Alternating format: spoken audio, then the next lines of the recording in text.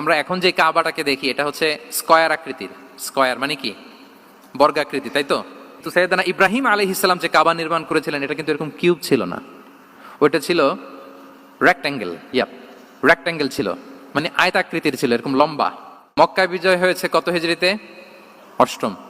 অষ্টম হিজরিতে যখন মক্কা বিজয় হলো তখন রাসূল সাল্লাল্লাহু আলাইহি ওয়াসাল্লাম আম্মাজান আয়েশার সাথে গল্প করছিলেন আর বলছিলেন, আয়েশা, লাউলা হাদাসাতু আহদি কওমিকা বিল কুফরি লা নাকাতুল কাবাতা ওয়া লা জাআলতুহা আলা আসাসি ইব্রাহিম।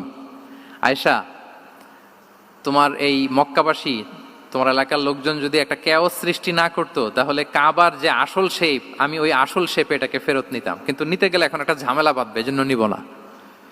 ব্যাপারটা হচ্ছে আমরা এখন যে কাবাটাকে দেখি এটা হচ্ছে স্কয়ার আকৃতির। স্কয়ার মানে কি? বর্গাকৃতি, তাই তো? বর্তমান কাবা কোন আকৃতির বলেন তো? একটা বড় কিউবের সাইজ না? দূর থেকে দেখলে মনে হয় একটা বড় কিউবের সাইজ, কিউবের আকৃতি মানে স্কয়ার, চতুর্ভুজ। কিন্তু সাইয়েদনা ইব্রাহিম আলাইহিস সালাম যে কাবা নির্মাণ করেছিলেন এটা কিন্তু এরকম কিউব ছিল না, ওইটা ছিল রেক্ট্যাঙ্গেল। রেক্ট্যাঙ্গেল ছিল, মানে আয়তাকৃতির ছিল, এরকম লম্বা।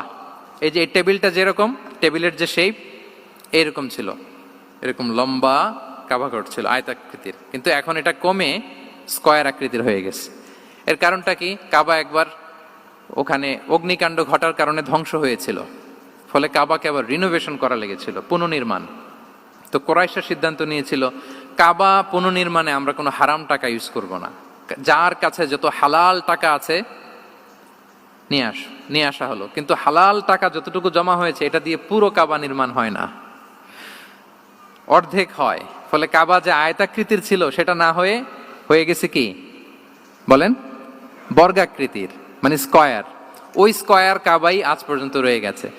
কিন্তু ওই যে আয়তক্ষেত্রের যে শেপের মধ্যে যতটুকু জায়গা বাকি ছিল ওইখানে দেখবেন একটা